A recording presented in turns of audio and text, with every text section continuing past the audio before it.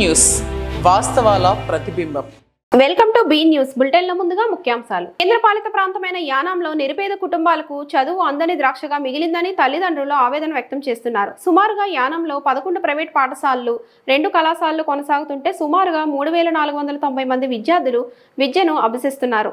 తల్లిదండ్రులందరూ కూడా అంతంత మాత్రంగా జీవనం కొనసాగిస్తున్నప్పటికీ వారి పిల్లల పట్ల మక్కువతో వారి భవిష్యత్తు ఉన్నత శిఖరాలను అవరోహించాలని దృఢ సంకల్పంతో తిని తినకుండా వారికి విద్యను అందించే క్రమంలో ప్రైవేట్ పాఠశాలల యాజమాన్యం ఇష్టారాజ్యంగా దోపిడీకి గురి చేస్తుందన్నారు. ఇదే అంశంపై విద్యాశాఖ అధికారి ప్రవీణ్తో బీ న్యూస్ ప్రతినిధి బద్రి ఫేస్ టు ఫేస్.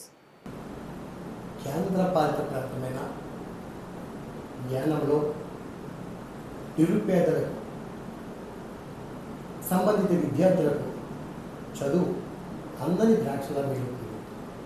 దానికి కారణం ప్రైవేట్ స్కూల్ వారు ఇష్టారాజ్యంగా సొమ్ములు వసూలు చేయడం, నాణ్యతపరమైన విద్యను అందిస్తామంటూ ఇష్టానుసారంగా వారు చెప్పడం తప్పించి చదువులో లేనప్పటికీ కూడా వారి ఫీజులు మాత్రం అధికంగా వసూలు చేస్తున్నారని చెప్పేసి ఆవేదన వ్యక్తం చేస్తున్నారు తల్లిదండ్రులు. సుమారుగా యానంలో 11 ప్రైవేట్ స్కూళ్ళు, అదేవిధంగా 2 కళాశాలలు కొనసాగుతున్న నేపథ్యంలో సుమారుగా 3490 మంది విద్యార్థులు విద్యను అభ్యసించే క్రమంలో విద్యార్థుల తల్లిదండ్రులకు జేబులు గుల చేస్తున్నారని చెప్పడంలో సందేహం లేదు. అదేవిధంగా యానంలో ఏ ఒక్క స్కూల్లో కూడా ఆట స్థలాలు కానీ నియమ నిబంధనలకు తూట్లు పుడుస్తూనే ఉన్నారని చెప్పేసి చెప్పడంలో సందేహం లేదని చెప్పేసి తల్లిదండ్రుల ఆవేదనపై మరి నేను మాట్లాడేందుకు నేరుగా మరి విద్యాశాఖ అధికారి ప్రవీణ్ గారు మనతో ఉన్నారు కాబట్టి వారిని నేరుగా అడిగే ప్రయత్నం చేద్దాం. స్కూళ్ళు కళాశాలలు కొనసాగుతున్నాయి, వారికి నియమ నిబంధనలు ఏ విధంగా ఉన్నాయి, ప్రభుత్వ పరంగా ఏ విధమైన ఆదేశాలు ఉన్నాయని చెప్పేసి తెలియపరిచే ప్రయత్నంగా మిమ్మల్ని అడుగుతున్నాం సార్. చెప్పండి సార్. సార్, నేడు యానంలో 11 ప్రైవేట్ పాఠశాలలు ఉన్నాయి, అలాగే 2 ప్రైవేట్ జూనియర్ కాలేజీలు ఉన్నాయి. ఇవన్నీ కూడా వీటి ఫీజు నిమిత్తము వీరు మాత్రము గవర్నమెంట్ నిర్దేశించిన ఫీజును మాత్రమే కలెక్ట్ చేయాలి.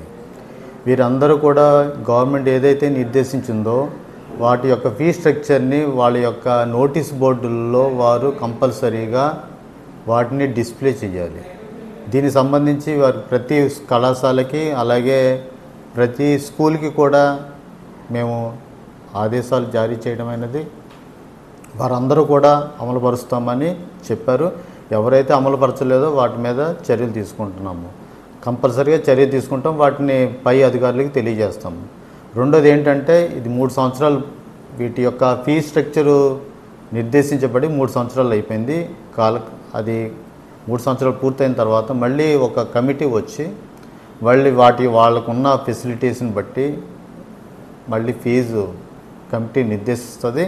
వాడు నిర్దేశించిన ఫీ ప్రకారమే ప్రతి ఒక్కరూ కూడా కలెక్ట్ చేయవలసిన అవసరం ఉంటుంది.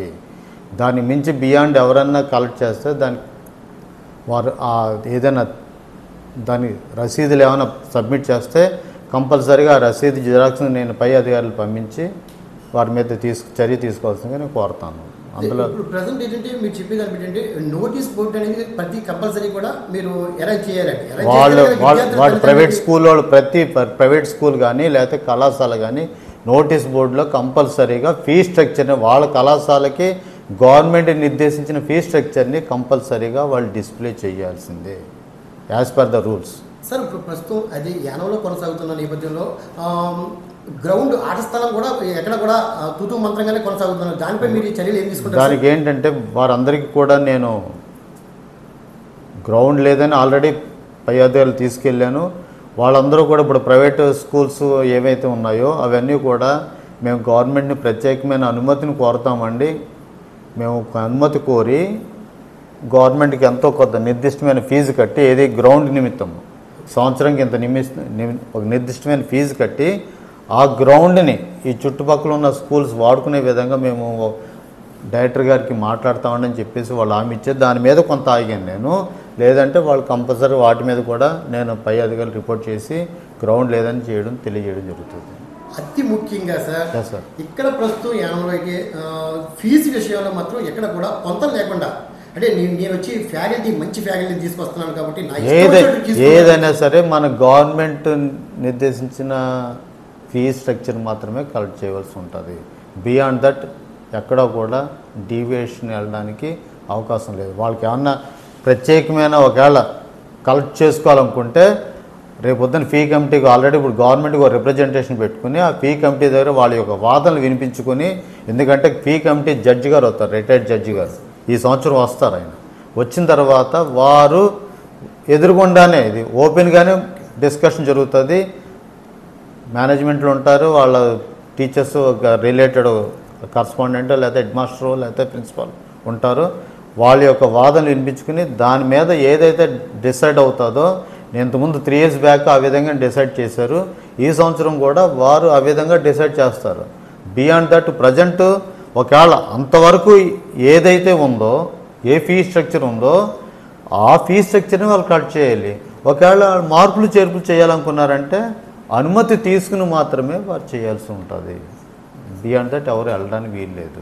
విద్యాశాఖ అధికారి మరి స్పష్టమైన ఆదేశాలు చెప్తున్నారు. మనతో కూడా మాట్లాడారు కాబట్టి యానంలో ఉన్న ప్రైవేట్ పాఠశాల కానీ కళాశాల కానీ ముఖ్య గమనికంగా మరి ఆయన చెప్పారు ఏంటంటే, ఏ విధమైన ఫీజు స్ట్రక్చర్ ఏర్పాటు చేసామో దాన్ని నోటీస్ బోర్డులో ఉంచి తద్వారా మీరు కళాశాలను రన్ చేయాలి, పాఠశాలను రన్ చేయాలని చెప్పి చెప్తున్నారు. ఏదేమైనా కూడా అధికారులు స్పందిస్తారని చెప్పేసి కోరుతున్నాము. అదేవిధంగా ప్రైవేట్ పాఠశాలలు కళాశాలలు కూడా ప్రభుత్వం ఏ విధమైన నియమ నిబంధనలు పెట్టిందో దాన్ని తూచా తప్పకుండా విద్యార్థులను ఉన్నత భవిష్యత్తు తీర్చిదిద్దారని ఆశిస్తున్నాం. Thank you. మీ బీ న్యూస్ బద్రి. తూర్పుగోదావరి జిల్లా అనపతి నియోజకవర్గం బిక్కవోలు మండలంలో బలభద్రపురం గ్రామంలో జరిగిన వరుస దొంగతనాలపై పోలీసులు ఛాలెంజ్గా తీసుకొని అతి తక్కువ సమయంలో దొంగల్ని పట్టుకున్నారు. తూర్పుగోదావరి జిల్లా అనపతి నియోజకవర్గం బిక్కవోలు మండలంలో బలభద్రపురం గ్రామంలో జరిగిన వరుస దొంగతనాలపై పోలీసులు ఛాలెంజ్గా తీసుకొని అతి తక్కువ సమయంలో దొంగల్ని పట్టుకున్నారు. గతంలో విశాఖపట్నం ఆనందపురం పోలీస్ స్టేషన్ పరిధిలో దొంగలించిన బ్రీజా కార్పై బిక్కవోలు మండలం బలభద్రపురం గ్రామం వచ్చి గ్రామంలో వరుసగా 3 చోట్ల అనగా వెల్డింగ్ షాప్లో గ్యాస్ సిలిండర్, గ్యాస్ కట్టర్ మరియు ఇండియన్ ఏటీఎం దొంగతనం చేయుటకు ప్రయత్నించడం, ఆ తర్వాత అదే గ్రామంలో జ్యువెలరీ షాప్లో దొంగతనానికి ప్రయత్నం వహించడం విఫలం అవ్వడంతో గ్రామం నుండి తిరిగి వెళ్లిపోయారు. అయితే రాబడిన సమాచారం మేరకు సకిలేటి సాయి అను అతన్ని తుని రైల్వే స్టేషన్ వద్ద కొయ్యలగూడెంలో దొంగలించిన మోటార్ సైకిల్తో పాటు పట్టుకొని రిమాండ్కి పంపడం జరిగింది.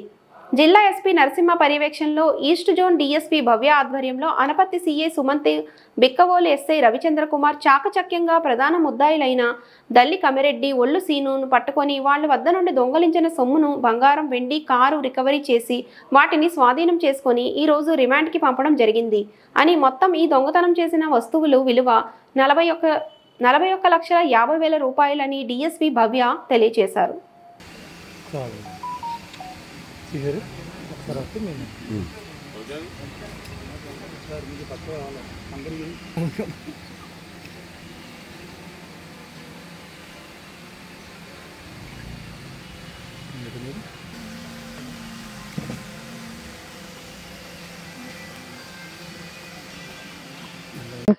మొన్న జనవరి నెలలో 9వ తారీఖున మనకు తెలుసు బిక్కవోలు బలభద్రపురంలో ఒక గ్యాస్ కట్టర్ షాప్లో గ్యాస్ కట్టర్ మరియు గ్యాస్ సిలిండర్స్ దొంగలించి అదే మండలంలో ఒక అక్షయ జ్యువెలరీ షాప్ అనే గోల్డ్ షాప్ని అటెంప్ట్ చేశారు అండ్ ఒక ఏటీఎం కూడా అటెంప్ట్ చేశారు. సో మనం ఆ విషయంగా 3 FIRs రిజిస్టర్ చేయడం జరిగిందండి బిక్కవోలు పోలీస్ స్టేషన్లో. సో ఈరోజు ఆ 3 కేసులకి సంబంధించిన ముద్దాయిలు మనం అరెస్ట్ చేయడం జరిగింది. సో కేసు వివరాల్లోకి వెళ్తే ముద్దాయిల వివరాలు వచ్చి 4 ముద్దాయిలండి మనకి ఈ కేసులో.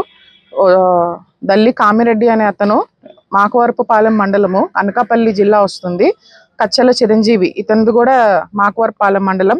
సకిలేటి సాయి, వల్లు శ్రీను వీళ్ళందరూ కూడా రవీంద్ర మాకవరపుపాలెము మండలం వాసులు. సో అనకాపల్లి జిల్లాలో వస్తారు. అండ్ వీళ్ళు 9వ తారీఖున విశాఖపట్నంలో బ్రెజా కార్ అనేది ఒక కారు దొంగలించి అదే కారుతో ఈ అఫెన్సెస్ అని అటెంప్ట్ చేయడం జరిగింది. సో అప్పటి నుంచి కూడా మనము సీసీ కెమెరా ఫుటేజ్ పరిశీలించి రకరకాల టెక్నికల్ ఎవిడెన్సెస్ పరిశీలించి అనపర్తి సిఐ గారు, ఎస్ఐ గారు, బిక్కవోలు ఎస్ఐ గారు వాళ్ళ సిబ్బంది వీళ్ళని పట్టుకోవడం జరిగింది. దీంట్లో 4 ముద్దాయిలు 2 ముద్దాయిల్ని మనం ముందే అరెస్ట్ చేసామండి. కచ్చల చిరంజీవి అండ్ సకిలేటి సాయిని కూడా అరెస్ట్ చేశాము. మిగిలిన 2 ముద్దాయిలు కామిరెడ్డి అండ్ వల్లు శ్రీనుని ఈరోజు రిమాండ్కి పంపించడం జరుగుతుంది. సో ఈ ముద్దాయిల వివరాల్లోకి వస్తే వీళ్ళందరికీ కూడా పాత కేసులు ఉన్నాయి. సో వీళ్ళు మొత్తంగా 25 కేసులు ఉన్నాయి వీళ్ళ మీద. తూర్పుగోదావరి జిల్లాలో 3 కేసులు, కాకినాడ జిల్లాలో 11 కేసులు, అనకాపల్లిలో 7 కేసులు, ఏలూరు, శ్రీకాకుళం, విశాఖ జిల్లాలో ఒక్కొక్క కేసు ఉంది. బట్ ఈ 25 కేసులో కూడా వీళ్ళు ఎప్పటి వరకు అరెస్ట్ కాలేదు. సో మనమే ఫస్ట్ టైం వాళ్ళని అరెస్ట్ చేయడం జరిగింది. అండ్ ఈ కేసుల్లో కూడా వీళ్ళు ఇప్పటి వరకు 4 మోటార్ సైకిళ్ళు, 1 కారు, 3 హౌస్ బ్రేకింగ్స్ చేశారు. అండ్ 3 రాబరీలు కూడా జరిగింది. సో ఈ 3 రాబరీల్లో కూడా మనకి ఒక 2 రాబరీలలో ఎక్కువ వర్త్ ఆఫ్ క్యాష్ పోయింది. అవి వచ్చేసి మనకి తొండంగ పిఎస్లో 11 లక్షలు రాబరీ చేశారు. అండ్ మాకవరపాలెం పిఎస్లో ఒక దాంట్లో 16 లక్షలు రాబరీ చేశారు. అండ్ మాకవరపాలెంలోని ఒక దాంట్లో 2,50,000 రాబరీ చేశారు. ఈ 3 కేసుల్లో కూడా వాళ్ళని ఇప్పటి వరకు అరెస్ట్ చేయలేదు. సో మనం పట్టుకోవడం వల్ల వీళ్ళందరినీ ఇప్పుడు మనం ఏదైతే పోయిన ప్రాపర్టీ ఉందో అది మనం రికవర్ చేయడం జరిగింది. సో మన ముద్దాయిల దగ్గర నుంచి 71 grams gold, 1 kg silver, cash వచ్చి 9,80,000 క్యాష్ రికవర్ చేసాము. Motor cycles worth 1,80,000 3 motor cycles recover చేయడం జరిగిందండి. ఒక కార్, బ్రెజా కార్ ఏదైతే మనకు అఫెన్స్ లో యూజ్ చేశారో ఆ కార్ రికవర్ చేసాము 10 lakhs వర్త్. అండ్ ఒక అశోక్ లైలాండ్ వ్యాన్, ఇది వాళ్ళ వ్యాన్. ఈ వ్యాన్ యూజ్ చేసి కూడా మనకి గ్యాస్ గోడౌన్ లో, క్యాజునట్ గోడౌన్ లో కూడా గ్యాస్ సిలిండర్స్ అనేవి దొంగతనం చేయడానికి వీళ్ళు యూజ్ చేస్తూ ఉన్నారు. అండ్ ఈ ఏదైతే దొంగతనం చేసిన క్యాష్ ను దీంతో పాటు వీళ్ళు ఒక హౌస్ ప్లాట్ కూడా పర్చేజ్ చేయడం జరిగింది. 15 లక్షలు విలువ గల ఒక హౌస్ ప్లాట్ కూడా పర్చేజ్ చేశారు. And other gas cutter implements, ఇవన్నీ కూడా మనము వీళ్ళ దగ్గర నుంచి రికవర్ చేయడం జరిగింది. సో వాళ్ళని రికవర్ చేసి అండ్ వీళ్ళ ఎంఓ కూడా దొంగలించిన వెహికల్స్ అన్ని యూజ్ చేసి ఆ వెహికల్స్ తోనే ప్రతిసారి దొంగతనం చేయడం జరుగుతూ ఉంది. బట్ ఎప్పుడు కూడా ఇప్పటి వరకు ఆ పోలీసులు ఎప్పుడు అరెస్ట్ చూపించడం జరగలేదు. సో డిఎస్పీ ఈస్ట్ మేడం గారు, అనపర్తి సిఐ గారు అండ్ బుక్కేవాల్ ఎస్ఐ గారు అండ్ వాళ్ళ సర్కిల్ స్టాఫ్ అందరూ కూడా చాలా కష్టపడి ఎస్పీ గారి ఇన్స్ట్రక్షన్స్ మేరకు వీళ్ళని పట్టుకోవడం జరిగింది. అండ్ మనం టోటల్ గా ఈ కేసెస్ లో 42 lakh వర్త్ ప్రాపర్టీ రికవర్ చేయడం జరిగిందండి. సో ఈ రోజు మనకి మిగిలిన 2 ముద్దాయిల్ని కూడా అరెస్ట్ చేసి ఈ రోజు రిమాండ్కి పంపించడం జరుగుతుంది. ఎస్పీ గారు కూడా స్టాఫ్ అందరినీ కూడా వాళ్ళని అభినందించారు. వాళ్ళందరికీ కూడా రివార్డ్స్ ఇవ్వడం జరుగుతుందండి. ప్రాపర్టీ అఫెన్సెస్ అన్నిటికీ కూడా ఎస్పీ గారి ఇన్స్ట్రక్షన్స్ మేరకు మనము ఆటోస్ తిప్పి అవేర్నెస్ కూడా క్రియేట్ చేస్తున్నాం. ఇప్పుడే ఇంటి నుండి బయటికి వెళ్తుంటే పోలీసుకి సమాచారం ఇవ్వమని చెప్పి LHMS అని మనమే కెమెరా పెడతాం. పోలీస్ వాళ్ళు వెళ్ళి లాక్డ్ హౌస్ మానిటరింగ్ సిస్టమ్ అని ఉంటుందండి. మీరు ఇన్ఫార్మ్ చేస్తే మా వాళ్ళ కెమెరా పెడతారు. సో ఏదైనా చిన్న అలర్ట్ వచ్చినా, ఎవరైనా హౌస్ బ్రేక్ చేయడానికి ట్రై చేసినా వెంటనే మాకు కంట్రోల్ రూమ్కి అలర్ట్ వెళ్తుంది. అండ్ మనం కూడా అందరినీ సీసీ కెమెరాస్ పెట్టుకోమని కూడా ముందు నుంచి చెప్తూ ఉన్నాము. ఎందుకంటే అట్లీస్ట్ ఆ డిటరెన్స్ ఎఫెక్ట్ ఉంటుంది. దొంగలు ఎవరైనా అటెంప్ట్ చేయాలని అనుకున్నా కూడా కెమెరాలు ఎక్కడ పడతామన్న ఉద్దేశంతో అటెంప్ట్ చేయకుండా ఉంటారు. సో ఇంటికి ఎవరైనా ఊరు వెళ్ళే వాళ్ళు దయచేసి అండ్ సమ్మర్ హాలిడేస్ వస్తున్నాయి కాబట్టి ఇంట్లో విలువైన వస్తువులు పెట్టుకోకూడదని కూడా మేము కోరుకుంటున్నాము. వెళ్లే ముందు చుట్టుపక్కల బయట పక్కనింటి వాళ్ళకి చెప్పెళ్ళడము, దగ్గరలో పోలీస్ స్టేషన్ వాళ్ళకి ఇన్ఫార్మ్ చేసి వెళ్ళడము, లేదా ఇంటి బయట లైట్ వేసుకొని వెళ్ళడము. సో అంటే ఏదైనా లాక్ చేసుకొని ఉన్న ముందు కట్టెన్ వేసుకొని పెట్టడము. సో ఖచ్చితంగా రెక్కీ చేస్తూ ఉంటారు. సో కొన్ని జాగ్రత్తలు తీసుకుంటూ ఉంటే ప్రజలు కూడా మనం ఇటువంటి అఫెన్సెస్ అన్ని కూడా మనం ప్రివెంట్ చేస్తూ ఉండొచ్చు. కాకినాడ జిల్లా జగ్గంపేటలో ICDS CPDO M పూర్ణిమ ఆధ్వర్యంలో నేటి నుంచి నెల రోజుల పాటు జరగనున్న కిషోర్ వికాసం వేసవి శిబిరాల ప్రారంభోత్సవ కార్యక్రమం ఘనంగా నిర్వహించారు. ఈ కార్యక్రమానికి ముఖ్య అతిథులుగా special deputy collector NVV Satyanarayana, Peddapuram DSP Sriharraju హాజరయ్యారు. కాకినాడ జిల్లా జగ్గంపేటలో ICDS CPDO M పూర్ణిమ ఆధ్వర్యంలో నేటి నుంచి నెల రోజుల పాటు జరగనున్న కిషోర్ వికాసం వేసవి శిబిరాల ప్రారంభోత్సవ కార్యక్రమం ఘనంగా నిర్వహించారు. ఈ కార్యక్రమానికి ముఖ్య అతిథులుగా special deputy collector NVV Satyanarayana, Peddapuram DSP Sriharraju హాజరయ్యారు. ఈ సందర్భంగా స్పెషల్ డిప్యూటీ కలెక్టర్ సత్యనారాయణ మాట్లాడుతూ, నెల రోజుల పాటు జరిగే ఈ వేసవి శిబిరం ద్వారా నేర్చుకున్న అంశాలు మీ భావి జీవితంలో ప్రతి అడుగులోని నెమరు వేసుకుంటూ ఆత్మస్థైర్యంతో ముందడుగు వేయాలన్నారు. అనంతరం పెద్దాపురం DSP శ్రీహర్రాజు మాట్లాడుతూ, గ్రామ స్థాయిలో మహిళా పోలీసులు కీలక పాత్ర వహించి ఈ వేసవి శిబిరంలో కిశోరీ బాలికలకు వివరించి చేసి చదువు వైపు మొగ్గు చూపేలా చర్యలు తీసుకోవాలన్నారు. ఒక ఆశయం సాధన కోసం మనం పనిచేస్తున్నాము. మన జీవితంలో చిన్నగా ఉన్నారు, మేము మా పేరెంట్స్ కన్నా ఉన్నత స్థాయిలో ఉండాలని పిల్లలకి మీరు విద్యాబోధన చేయాలి. ఇంకొకటి చెప్తున్నాను, అంగన్వాడీ 10 years క్రితం మీ దగ్గర ఒక 20 years క్రితం మీ దగ్గర అంగన్వాడీ టీచరే రియల్లీ కాదంటారేమో చెప్పండి.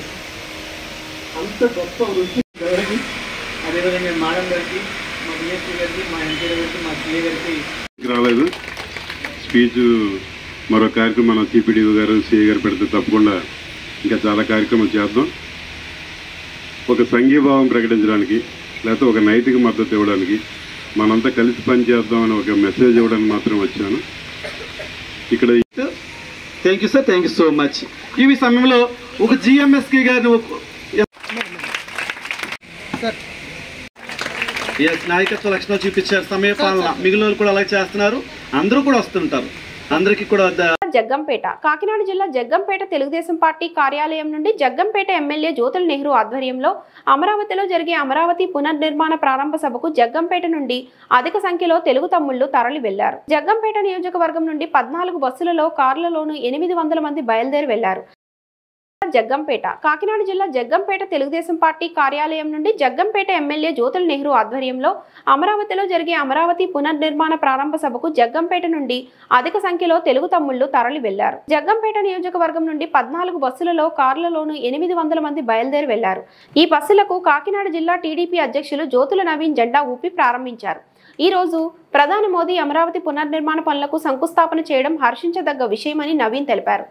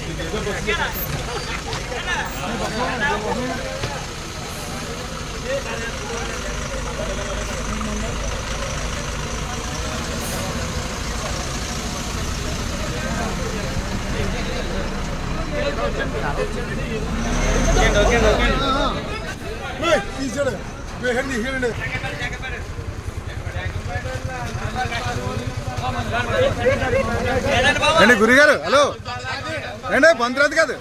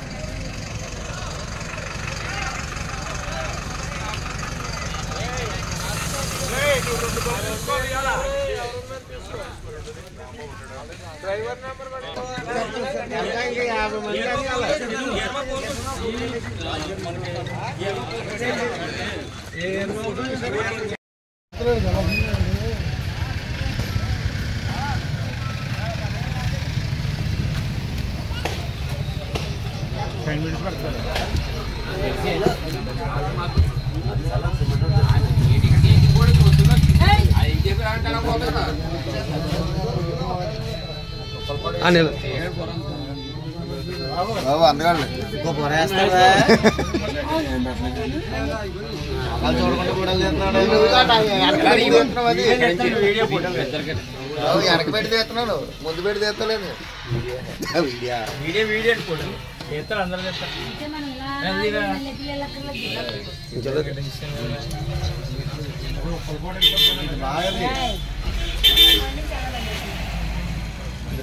కాకినాడ జిల్లా పెద్దాపురం మండలం తూర్పుపాకల గ్రామంలో అబ్బిరెడ్డి వర్షిత వివాహిత అనుమానాస్పద మృతి. కాకినాడ జిల్లా పెద్దాపురం మండలం తూర్పుపాకల గ్రామంలో అబ్బిరెడ్డి వర్షిత వివాహిత అనుమానాస్పద మృతి. తన బిడ్డను భర్త బాబ్జీ ఇతర కుటుంబ సభ్యులు కలిసి హింసించి చంపేసి ఉరివేసుకున్నట్టు చిత్రీకరిస్తున్నారని ఆరోపిస్తున్న మృతురాలు కుటుంబ సభ్యులు. సంఘటన స్థలికి చేరుకుని కేసు నమోదు చేసిన దర్యాప్తు చేస్తున్న పెద్దాపురం పోలీసులు. పోస్టుమార్టం నిమిత్తం మృతదేహాన్ని పెద్దాపురం ఏరియా ఆసుపత్రికి తరలింపు.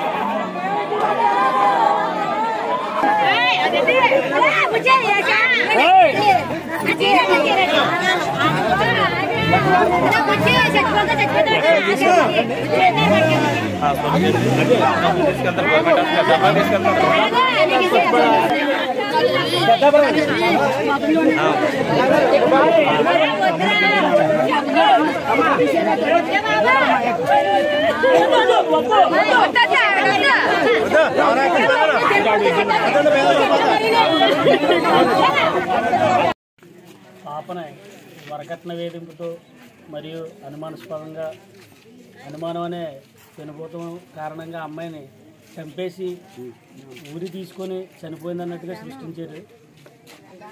మొత్తం ఫ్యామిలీ మొత్తం. అది ఉరి కాదు సార్, స్పష్టంగా కొట్టి చంపేసి అమ్మాయిని ఉరి తీసిన విధంగా ఆ ఫ్యాన్లకి ఏలేసి ఇచ్చేసారు. అమ్మాయి మేము తల్లిదండ్రులు వచ్చేసరికి ఆ అమ్మాయిని మంచం మీద పడుకోబెట్టి అమ్మాయి ఉరి తీసుకుందన్నట్టుగా ప్రచారం చేసి ఇచ్చేస్తున్నారు. అమ్మాయిని మొత్తం ఫ్యామిలీ మూకుమ్మడిగా భర్త, మద్దతులు, అత్త, మామ మొత్తం అందరూ కలిసి చంపేసి ఆ విధంగా చేశారండి. అమ్మాయి పేరేంటి? అమ్మాయి అబ్బిరెడ్డి వర్షిత. వయసు 21. వాళ్ళ భర్త గారి పేరు? అబ్బిరెడ్డి బాబ్జీ అండి. అత్తమామల పేర్లు? అత్తమామల పేర్లు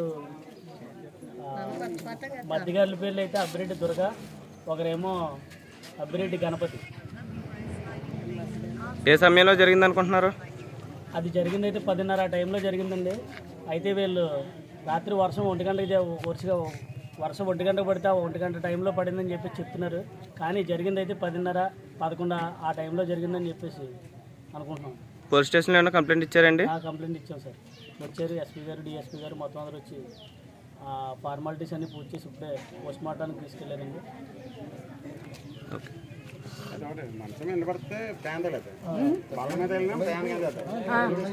దెబ్బలు కూడా ఉన్నాయండి. పాపకైతే దెబ్బలు ఉన్నాయండి. నడుము మీద దెబ్బ, నెక్స్ట్ చైన్తో పీక్ దగ్గర బిగుసుకున్నది ఇది ఉంది.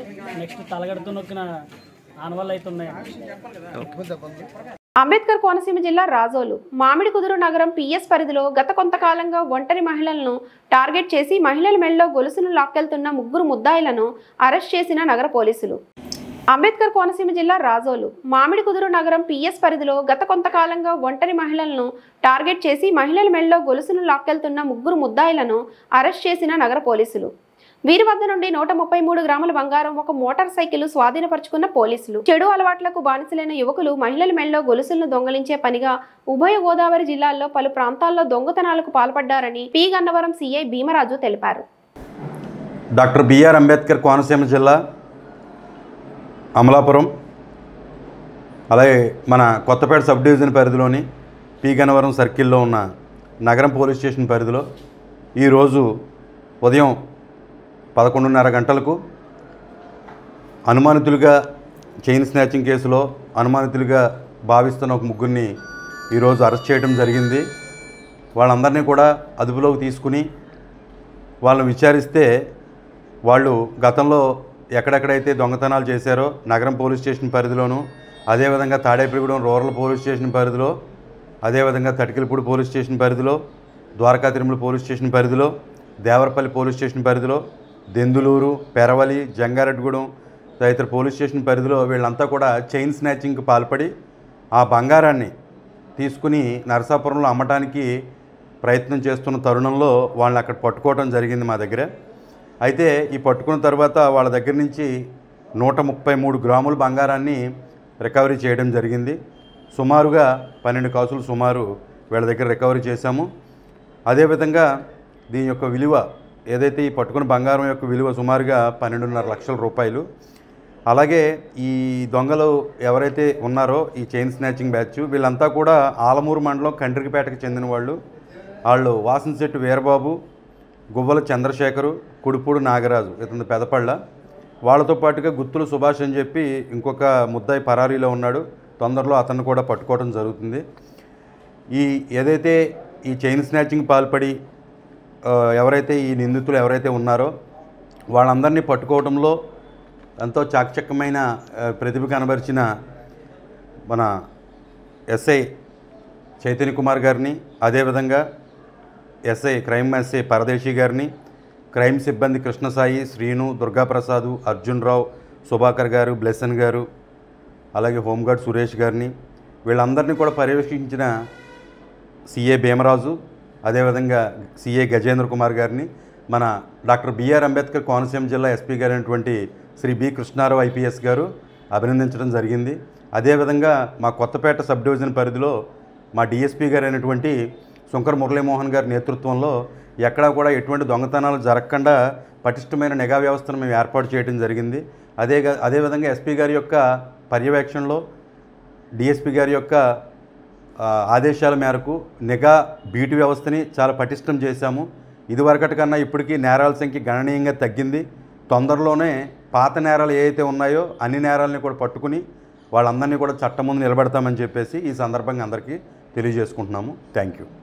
ఈ వార్తలు ఇంతటితో సమాప్తం. నమస్తే.